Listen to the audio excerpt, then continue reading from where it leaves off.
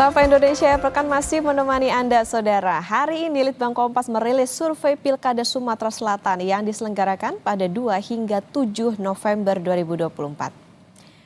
Pilkada Sumatera Selatan, Saudara, diikuti oleh 3 pasangan calon, yakni Hermanderu Cik Ujang dengan nomor urut 1, sementara paslon dengan nomor urut 2, Edi Santana Putra, Rizky Aprilia, lalu paslon dengan nomor urut 3, Mawardi Yahya, Anita Nuringhati. Kami mengajak seluruh masyarakat 27 November nanti untuk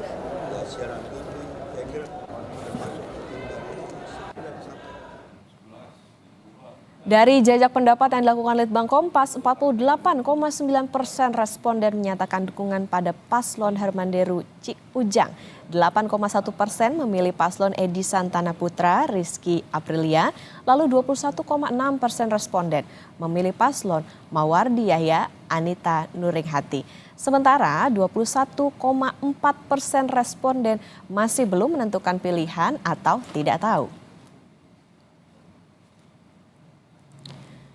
Kemudian, Saudara, survei Litbang Kompas juga memperoleh data sebaran dukungan pemilih sejumlah parpol di Pilgub Sumsel 2024. Mulai dari pemilih dari Partai Kebangkitan Bangsa, Partai Gerakan Indonesia Raya, Partai Demokrasi Indonesia Perjuangan, Partai Golongan Karya, Partai Nasional Demokrat, Partai Keadilan Sejahtera, Partai Amanat Nasional, dan Partai Demokrat. Mayoritas partai dominan memilih pasangan Hermanderu Cik Ujang adalah dari Partai Gerindra, PDIP, Golkar, Nasdem, dan Demokrat.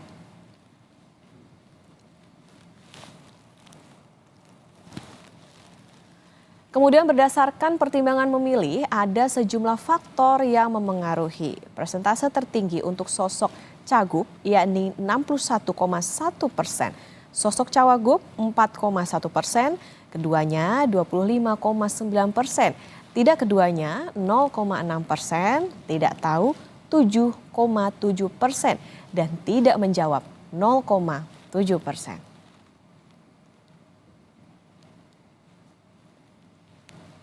Litbang Kompas merilis survei elektabilitas pasangan calon untuk Pilkada 2024 Sumatera Selatan. Survei Litbang Kompas dilakukan dengan wawancara tatap muka pada 2 hingga 7 November 2024 kepada 800 responden yang dipilih secara acak.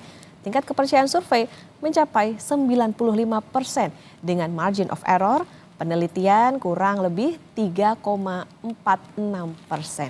Survei ini, Saudara, dibiayai sepenuhnya oleh Harian Kompas. Dan lebih lengkap kita akan bahas bersama peneliti senior Litbang Kompas Toto Suryaningtya. Selamat pagi, Mas Toto.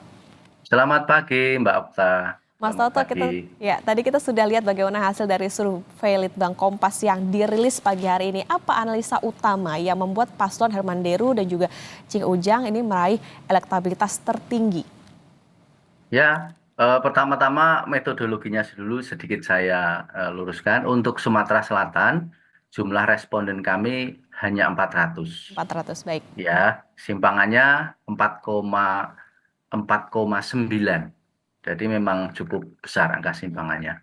Nah, kenapa Hermanderu dan Cik Ujang ini unggul? Karena paling tidak kalau kami identifikasi dari data, itu ada kapital politik yang lebih besar, yaitu karena eh, para pemilih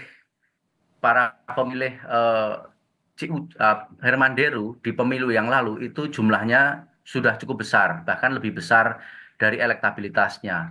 Jadi dari pengakuan responden, 54% itu memilih Hermanderu di pemilu sebelumnya, di pilkada sebelumnya maksud saya. Jadi sebetulnya sudah ada kapital politik dari para responden ini, para pemilih ini untuk kembali memilih Hermanderu. Bahkan ini sebetulnya cenderung menurun kan, karena 54% tadinya memilih Hermanderu, sekarang 48 angkanya. Yang kedua adalah kapital sosial, karena Sumatera Selatan ini kan ciri khasnya komunalistik kesukuan, dan itu juga tercermin. Jadi pemilih terbesar Hermanderu ini penyokongnya terutama kalau kita lihat adalah berbasis kesukuan dari Komering dan juga berbasis kesukuan dari suku Jawa.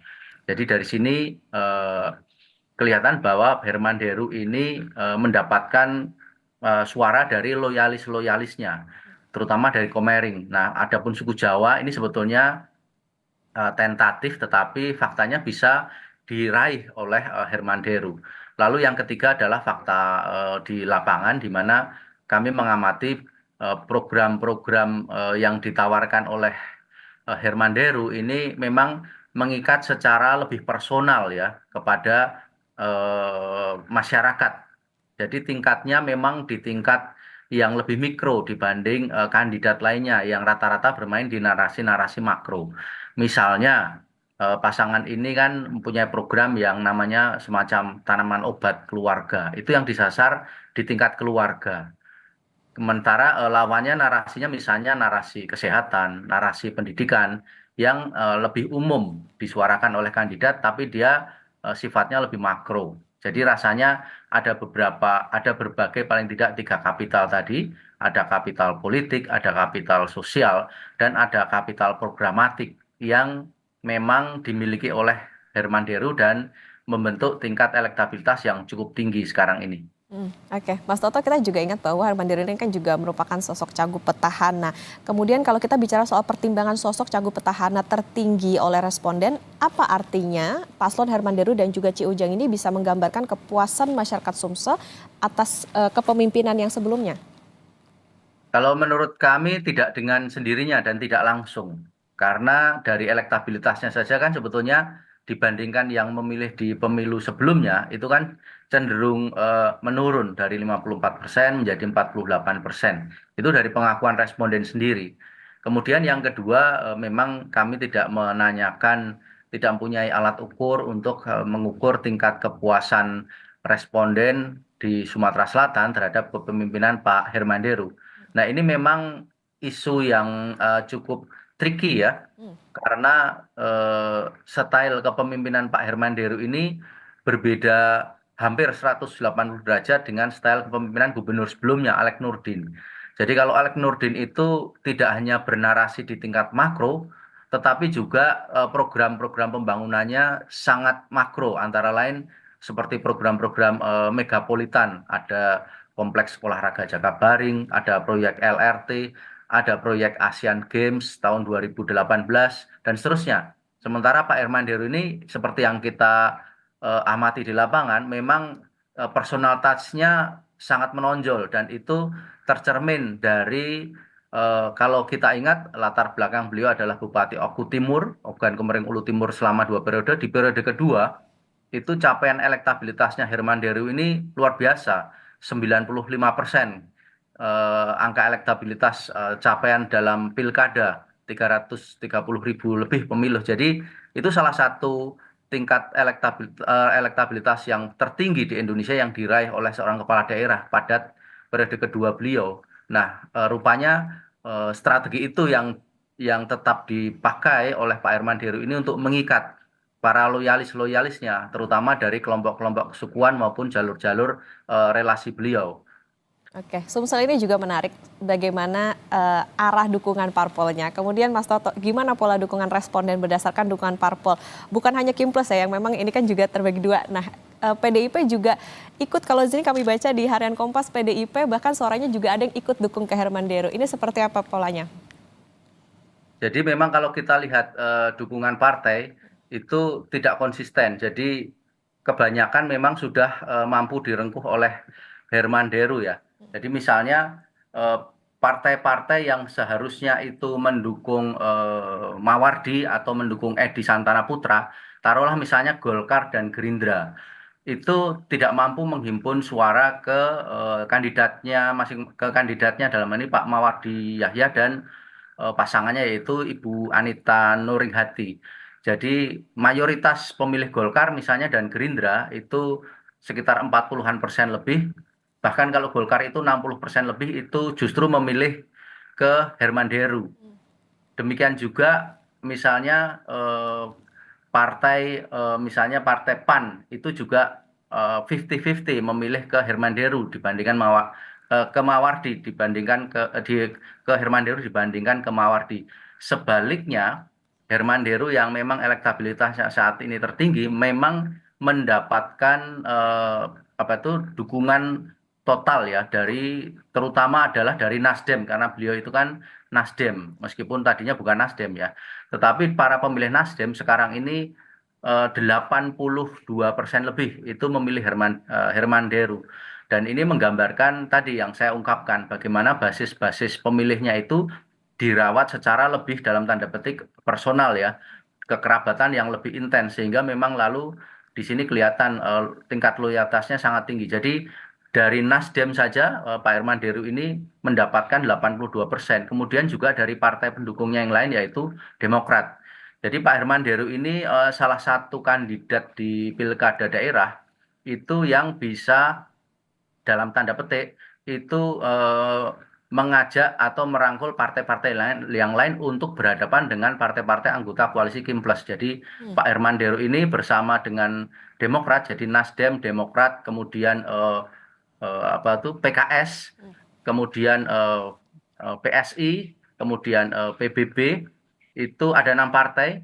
Itu mereka berkoalisi melawan partai-partai yang terhimpun di dalam Kim Plus, yaitu Golkar, Gerindra, terutama PAN, kemudian partai yaitu ya ada 10 partai di sana karena ada partai-partai kecil juga Gelora, Prima dan seterusnya ada 10 partai jadi 6 partai lawan 10 partai lawan satu partai yang yaitu PDIP yang mendukung Pak Edi Santana Putra dan Rizky Rizky Aprilia. Aprilia ya. Tapi faktanya adalah kita lihat bahwa Herman Deru ini berhasil menyapu hampir semua eh, menyapu dalam arti lebih banyak pemilih yang memilih Herman Deru ketimbang partai yang kandidat yang diusung oleh partainya masing-masing, kecuali PKS. Jadi PKS ini meskipun dia partai anggota koalisinya Pak Herman Deru, Nasdem, Gelora, PKS, Nasdem, Demokrat, PKS, PSI dan seterusnya, tetapi PKS ini suaranya justru lebih banyak ke Mawardi.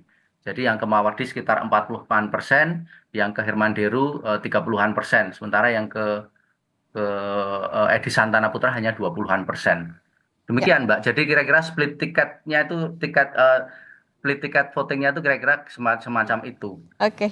Kalau kita lihat artinya ada kecenderungan nggak match nih, nggak solid antara pemilih partai dengan calon yang diusung. Ini jadi PR nih kayaknya Mas Toto buat Kim Plus terutama maupun juga PDIP. Nah, Mas Toto, kemudian gimana pola dukungan responden berdasarkan kelas ekonomi? Jadi kalau berdasarkan kelas ekonomi tidak terlalu linear trennya, garis trennya, tetapi kira-kira begini, bagi kelas ekonomi bawah dan menengah itu lebih banyak mendukung Herman Deru. Jadi kisarannya kira-kira antara 40 sampai dengan hampir 60%. Jadi yang dari kelas bawah itu 45%, dari kelas menengah itu sekitar 50% lebih. Nah, sementara dukungan untuk Mawardi Yahya dan Ibu Anita Nuringhati itu cenderung lebih banyak dari kelas atas. Jadi kelas menang dan menengah bawahnya ada, tetapi hanya berkisar 20-an%. Sementara yang kelas atas itu 40-an%. Jadi dari 100% pemilihnya Pak Mawardi itu lebih banyak yang 100% pemilih kelas atas itu lebih banyak yang memilih Pak Mawardi. Sementara yang dari 100%-nya kelas bawah, kelas menengah itu masing-masing itu lebih banyak yang memilih Pak Herman Deru. Jadi Pak Herman Deru dan Pak Mawardi ini beda beda segmen pemilih secara SES ya, status ekonomi dan sosial. Lalu bagaimana Pak Edi Santana? Pak Edi Santana hampir mirip seperti Pak Mawardi Yahya. Pak Edi Santana Putra ini juga cenderung lebih banyak garis trennya itu dipilih oleh responden dari kategori kelas atas, menengah dan menengah atas. Ya, baik.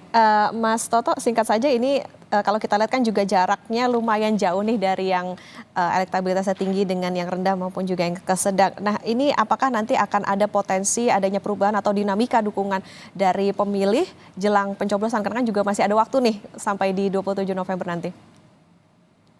Dinamika pasti ada karena kan kita melihat bagaimana debat berlangsung. Saya mengamati debat Pilkada Sumsel ini calon-calon gubernur dan yang kelihatan adalah memang panggung itu masih cenderung dikuasai oleh petahana. Dalam arti beliau tidak banyak menyerang dan seterusnya. Kemudian juga mampu berargumen. Nah, sebetulnya yang cukup lumayan dalam debat ini juga Pak Edi Santana Putra.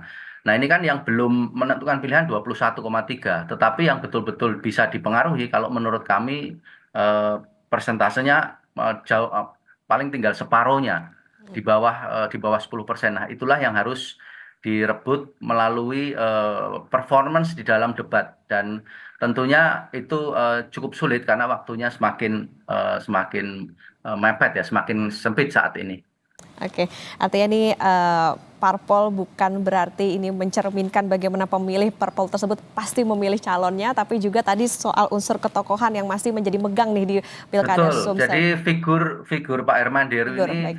figur Pak Herman Deru ini masih bisa dipertahankan dengan baik oleh beliau melalui strategi komunikasi politiknya maupun strategi apa itu kampanye politiknya. Tapi yang jadi catatan adalah ini adalah sebagai gambaran ya Mas Toto ya, jadi tidak menggambarkan bagaimana nanti situasi saat pemilihan atau hasilnya dan ini tentunya bisa Anda baca saudara di harian Kompas edisi 16 November ataupun juga kompas.id. Terima kasih peneliti senior Litbang Kompas Mas Toto Suryaningtyas Terima bersama kasih. di Sapa Indonesia Akhir Pekan. Sehat selalu Mas Toto.